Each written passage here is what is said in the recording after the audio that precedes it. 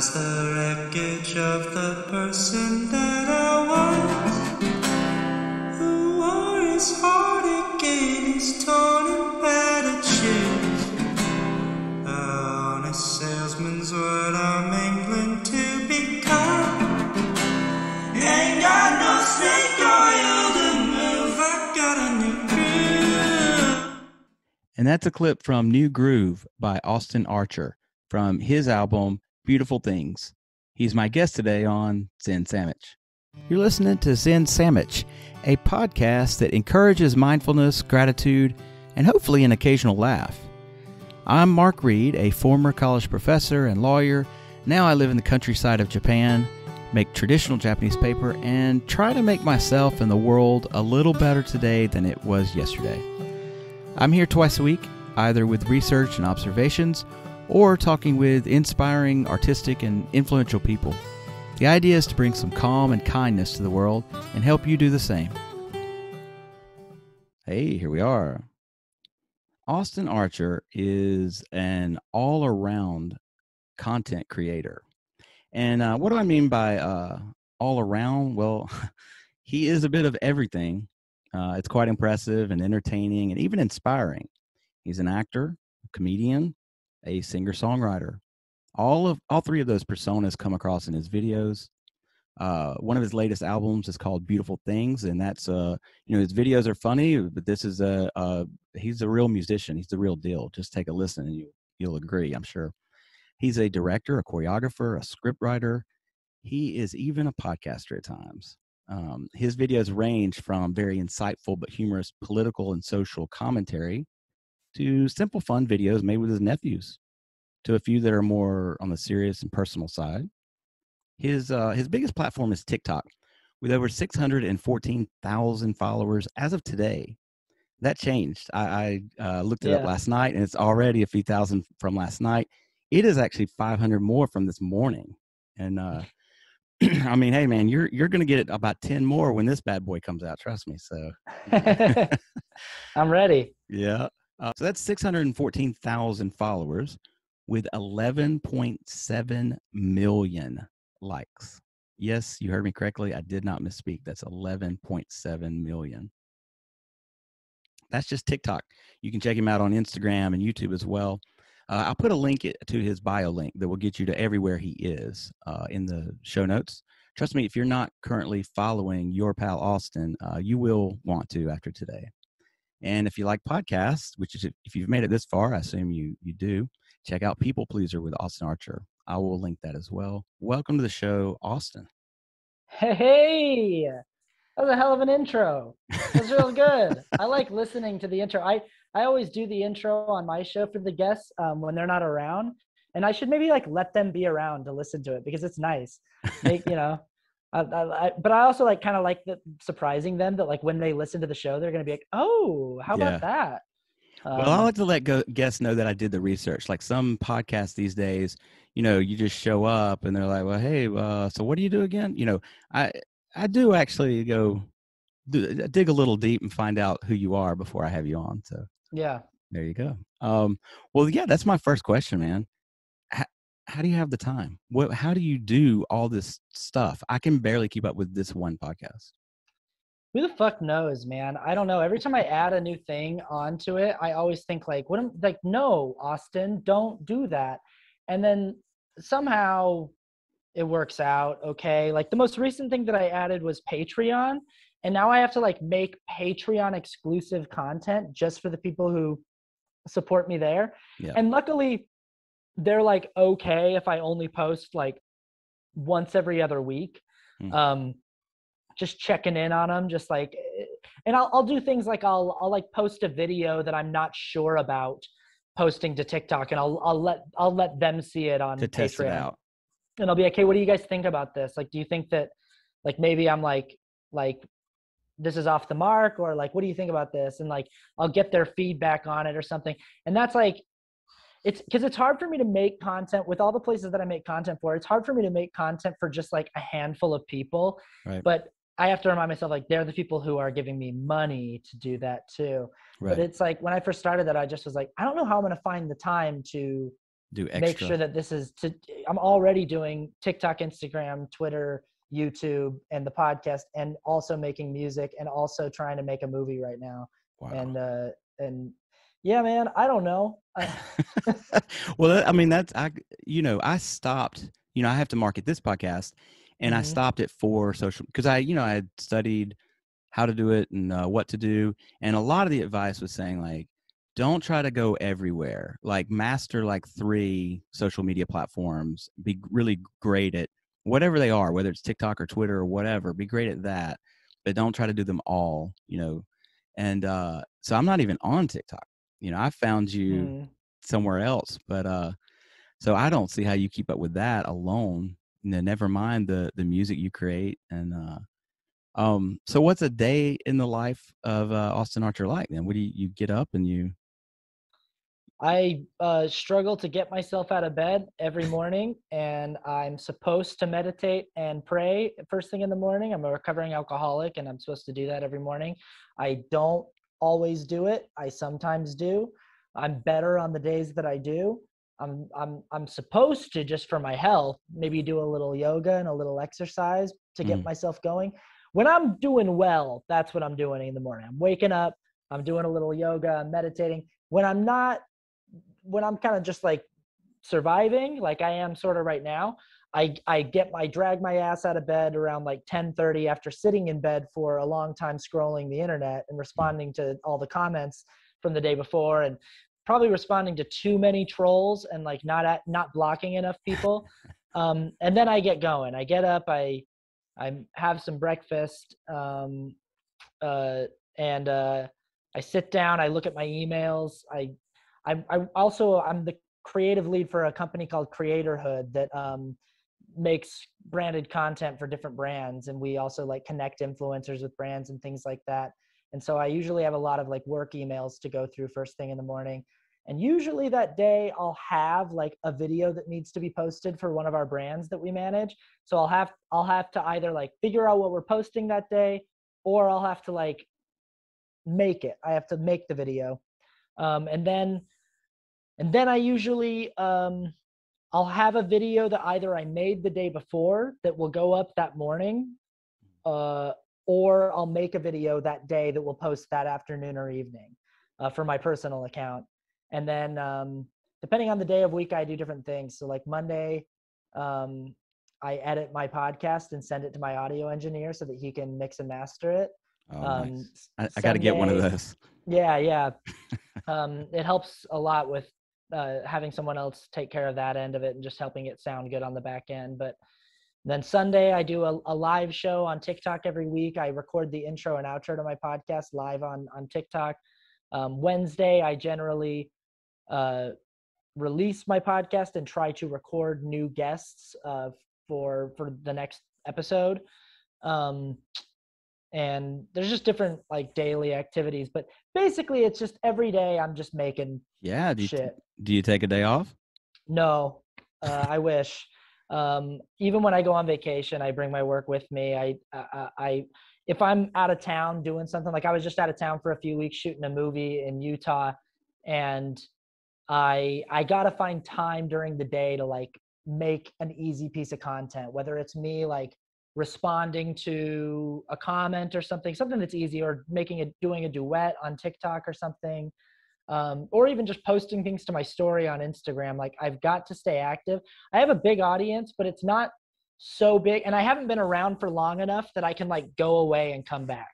Uh, Like people on the internet don't have great object permanence, and like if someone who's new, who they just found out about, like goes away for a couple weeks, they'll forget that person exists. And yeah. so right now, as a newer person on the scene, I kind of have to like be daily active.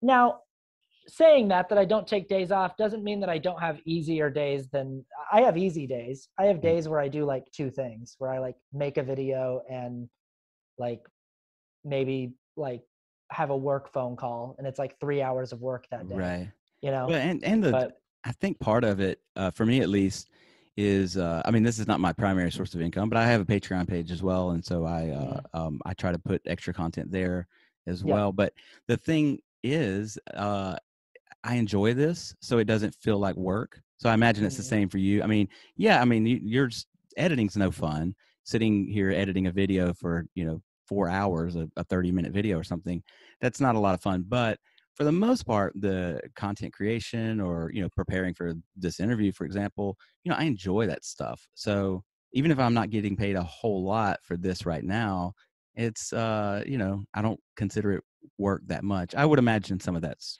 Yeah, how you that's the feel. bottom line. I used to work 20 to 30 hours a week at a restaurant every week to pay my rent, and it was fucking awful. Oh, It can I swear is. on your show? Fucking No. you can't, and it is Uh, fucking awful. and I have done it too. it was soul crushing, and every shift I left being like, I can't go back there. I can't Yep. go back to that place. And then I would like gear myself back up to like go back to that place and do it again. And yeah, I don't always want to do the things that I have to do in this job. Like sometimes I have deadlines that I'm up against that I'm like, oh crap, I have to make that song for that Right. jingle or whatever. And I just don't want to do it. And I have to sort of like really gear myself up to sit down and just do it. But God, that's such a better Job thing then. that I have to do than waiting 100%. tables. Yeah, I used to be an attorney, and I walked away for Oh being wow. yeah, and I said fuck that, I'm Yeah. done. Yeah. And this is and I don't make what my primary source of income is. I live in Japan, and my wife's Japanese. We make washi, which is traditional Japanese paper, and Wow. yeah, it's fun, and I can get passionate about it. I never was passionate about lawyering in any way, shape, or form. And so even though I don't make as much money now as I did as a lawyer, it's an easy trade-off that I would easily do again. I'm happy. You can, You and, gotta like what you do. I've always been a creative. Like I've always since I was a kid, I've always made money as an actor and doing this kind of stuff. I've always written music and been I was a super active theater actor growing up, and coming up in my 20s I did a lot of theater, and I was always like I always was doing 5 or 6 things at once. This whole thing of making all the content for the different platforms, it's just the same game, different in a different place. Like I've always been going from work to rehearsal, and mm, going from rehearsal to band practice, and so I've always been doing this stuff. And it's kind of a gift to know what it is that you love to do. mm, It's just been the quest has been figuring out how to make it the actual job and how to make it like my primary source of income. And I had a couple years in my early 20s where it was my primary source of income because I was living off of very little, and I paid like $200 a month in rent. And I was like just doing plays, and I would do like 4 plays at a time where I would be like directing one thing and choreographing another thing and acting in another thing. And then I would also be like shooting commercials and stuff, and I was making just enough to like scrape by. yeah, But this is the first time in my life that my full-time gig has been this stuff, and it's mm, actually like yeah, workable on yeah. an adult level. Well, what I like about that is, you direct, you make the music, you write, you act. You're hilarious. Your videos are awesome. And Thanks. you had a conversation on your podcast with Mel Ma, who she was there talking about mindfulness and things that sort that I talk about here on this show sometimes. But Mhm. you had said on that program that you can't believe that people will say, like people that move out to Hollywood, for example, and they'll say, I'll work when they give me work. So they just go to auditions all the time and hope they get the job, instead of basically creating your own space, which it seems like that's what you've done. And I feel like we live in a time like no other where we can create, even on a low budget, a quality product. But the downside is that everybody can do it now. So, which means there's like a lot of low quality, terrible content that kind of muddies the water, I think. But Sure. yeah. So in a way, there's a lot more opportunity, but it's also harder to get noticed. What what would be your advice to the younger version of you? Like, what would be your advice to you 10 years ago, or to a would be content creator just starting now? I think I'd tell myself to do what I did. I think I in many respects, it's like, well, why would you say that? Like you're not well off. You haven't quote unquote made it. You're not famous. You're not. But I'm like, You're hey, getting no. there. You're getting there. Well, yeah, you know, TikTok fame is as we're learning, like you said, it's kind of easy to come by. It's because of the way the platform is designed. It's kind of made so that everyone feels like a celebrity on TikTok. But that aside, I think that when I was a kid, there was the internet and YouTube and all that stuff were just becoming things, and it wasn't there wasn't a feasible route going the content creator route to becoming like an actor in movies and TV shows. Right. That exists now. And so a kid today, if there's a 20-year-old kid or an 18-year-old kid, 17, 16-year-old kid listening to this podcast, or anyone in between, anyone of any age who like wants to get started. I'm in my 40s, say, man. Yeah, I would say there's never been a better time for you to carve your own path in this, in these fields. You really can. And yeah, everyone's doing it. So the fuck what? I have to really, I really have to not focus on what other people are doing. It'll kill me every single time. Every time I go look at TikTok and I scroll my For You page, I see some teenager who has 6 million followers who I think is horribly untalented, and it breaks my heart. Or I see some person who's like super famous because they like do a thing where they like put their dog in a costume and dance with their dog's paws, and that's it. And it's not that I don't love that content. It's just that I'm like, that's that person's whole thing is the dog dancing, and they've got 8 million followers off of the dog dancing, and I can't worry about what other people are doing. Like, I have to stay focused on what I'm doing, and like and focus on my own work, and focused on trying to continue challenging myself and trying to continue sharpening my own toolkit and working on my own craft. Like, I really cannot get bogged down in what other people are doing. Yeah, that some of your best videos are when you sort of, you know, I guess ironically take a shot at TikTok, because TikTok's your bread and butter, but you know, you sort of make fun of like the algorithm, or you know, like the one video where, you know, I love how you play both characters too. You set that up very well. But like, you know, the guy's coming in like to the executive at TikTok or something like that, and like, tell me what you got, and the other guy's like, I got a dog wearing sunglasses. Oh, you're viral. What else you got? I got a podcast. You're canceled. You're out. You know. Yeah, they hate when I promote my podcast on TikTok. Anytime I have a video that mentions my podcast, it gets like 5 views, and and I'm like, okay, I got it. You guys don't like me talking about my podcast, but yeah, I talk mad shit on TikTok on my account. Even though TikTok like has objectively been the thing that has given me this career, like it's like because TikTok is designed the way it's designed, I now like am doing this as my job. And so I owe everything to TikTok. And I also am wildly frustrated with TikTok all the time, because it's just a frustratingly designed app. It's designed in a way to give people maximum visibility and discoverability. And that's why so many people are becoming quote unquote TikTok famous, because the way, like, as you watch new content on the platform, the follow button is in the video that you're watching. Like, it's just right there. And it's like almost the way that you like a video when you're scrolling on Instagram and you like something, right? The follow button's right next to the like button. So if you like the person and you like the video, you just follow them. And that's how people just amass so many views and followers on that platform.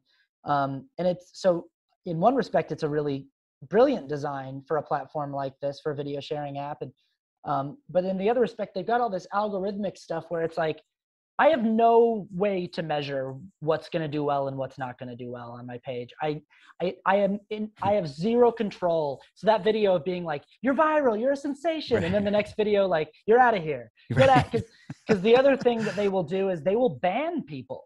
People with 1 million followers will wake up and their account will be gone. That's crazy. And they'll just be like, you had a community guidelines violation. And people will be like, what did I do? Yeah. And all it takes is like a handful of trolls reporting your account, and your account can just get taken away. They won't even review like and make sure that it's a justified banning.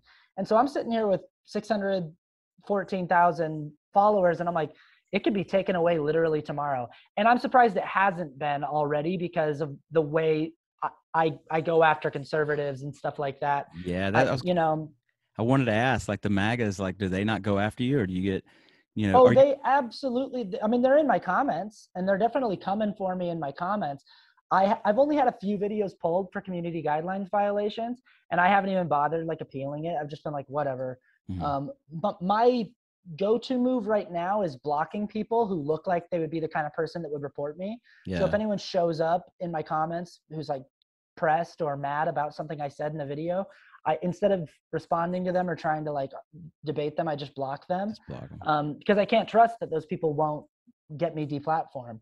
And but it's hard. There's I know. Honestly, how do you vet 614,000 people? Well, in the blocking game it's more than, it's millions of people. It's like I had, so it's literally and I feel sometimes like I'm blocking so much. I feel like a guy like fighting off a zombie horde, but it's just too many. So I'm like getting tons of headshots. That's your next video, by the way. As I'm doing it, they're just getting through and they're just like getting on me, and I'm still like shooting a lot. I'm like shooting a lot. I'm blocking a lot, but there's way too many for me to get all of them. There's way, way, way too many for me to block everyone. And so sometimes I respond to people, and sometimes I just let it ride. Yeah, I hope this is an inspiration for a future video. Actually, the zombie thing. I've got a video about blocking people coming out. Okay, cool. I've got a song coming out, but yeah, it's like with the whole I don't know. I like to make fun of TikTok because I also feel like they need to get their act together. Like it's a really cool platform, but I'm also like, you can't just be banning people right willy-nilly. Where do you get your inspiration? Are you just, scrolling through TikTok and you see something like Toby, the cisgendered gay, the young gay man who said like, I don't know why we need Pride Month. And, your video, your response is classic where you're like, okay, Toby, I understand, as a young white cisgendered gay man, maybe you haven't, but could you just do a little research and look, at the like history? Just Google. Yeah. And just Google it. And then when he's like, I feel like they should have a month that celebrates the military. Yeah, Toby, they do. They just did. It was in May. And like, and just happened, bud. Right. Just happened. So how do you, do you just come across stuff like that and it just frustrates you to the point where like, okay, I've got to respond? Stuff like that I just come across. This is another thing that I would say to like young creators or people, not just young creators, but people who are just starting out, is like, get busy doing it. And the more you do it, the more quote unquote ideas will just materialize. Like when I first started out on TikTok, I was making videos at such a fast rate because a friend of mine had told me I needed to post 3 times a day. And he was right, by the way. And that sounded like an insane number to me. I was still sounds insane to me. That's crazy. I was posting about once a day and it felt overwhelming. And I was also like worried that I was going to run out of ideas. Like I was like, I can't keep this pace up. Like 1 a day, that we're talking about, even if I do like 2 on some days, we're talking about like 400 videos a year. Yeah, that's crazy. I need to come up with 400. Like this is unsustainable. And if I'm doing 3 a day, I'm over 1,000 a year. That's crazy. I would also like post videos that I really liked where I thought like, this is a great idea, and it would tank. And I would be like, see, that idea got wasted because I'm moving so fast that it just gets buried under the deluge of content that I'm putting out. And so so what I had to learn is 2 things. I had to learn, don't be precious about my ideas. Like, it's fine. Like, don't be worried if like I post a video and it doesn't pop off. Like, it's whatever. We'll try again tomorrow.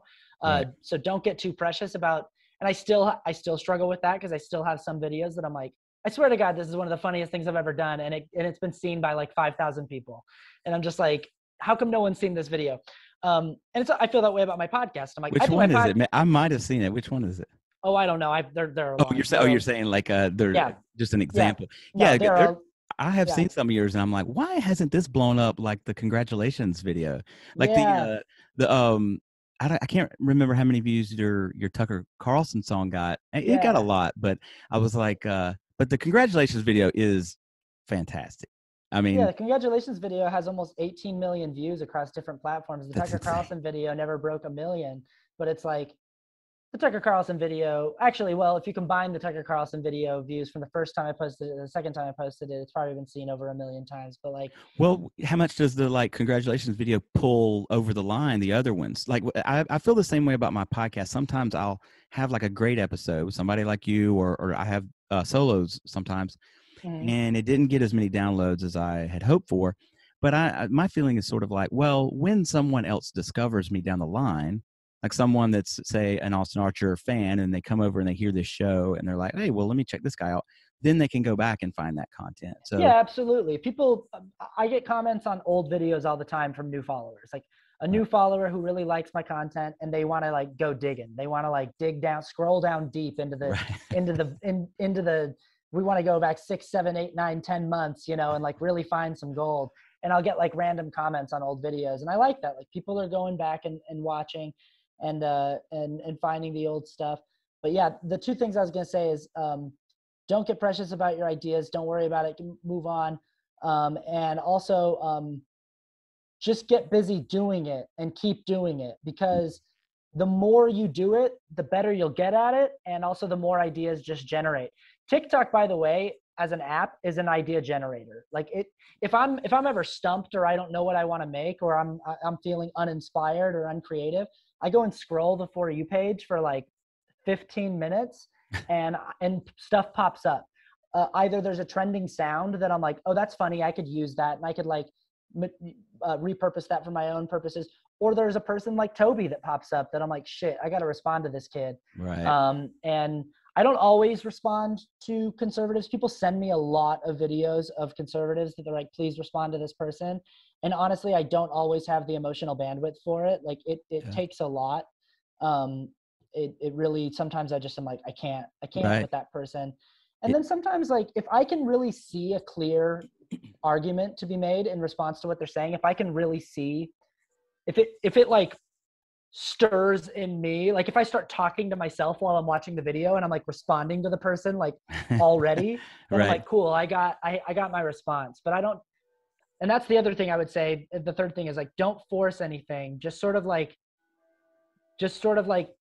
get going, just start doing it, and don't really worry about being amazing at it, or just do it a lot. And if you go back, I started making internet content like videos and stuff in 2015 on an Instagram account called Me and Me Comedy that still exists.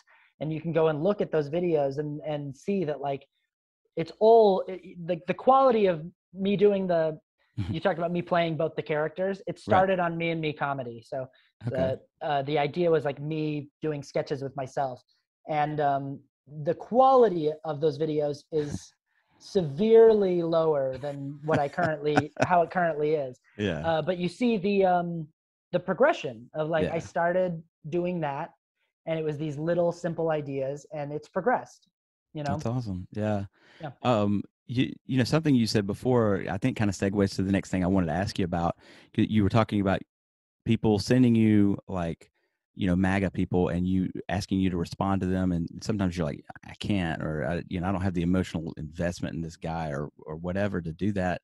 Or, and I guess what I want to ask you about is that not all your videos are funny. They're not intended to be funny. Some are quite serious, you know, and one I think you posted just 2 days ago was, and it's like you pointing to their comment wherever they had posted it, Yeah. and just saying, you know, you're a fucking asshole, basically. Yeah. And it was somebody that was talking about like Joe Biden's a bad dad because Hunter Biden had an addiction problem or something like that. Yeah, that bummed me out. Sometimes people write comments so I do a lot of blocking and people don't realize this because every time I make a response video, people are like, stop responding to them. I'm like, you have no idea how many of these I get on a daily basis. Not bad. I'd say 95% of them I don't even see. I like literally don't even see them. Right. And then of the ones I see, 90% of those I block. And then of that remaining 10% batch, sometimes I'll respond with like a comment, and sometimes the comment is so absurd or funny that I'll make a video. And that was one that I saw that I just was like, this really, and also that's something about my account that I feel like is, to toot my own horn, kind of unique about my page, is a lot of the creators that I follow, and this isn't me throwing shade on anyone because I like all these people, but a lot of the creators that I follow kind of like stick to their bread and butter, and they have their thing that they do. Like if they have a specific kind of sketch that they do that's popular, that's their thing. Like they just do different versions of that sketch over and over again.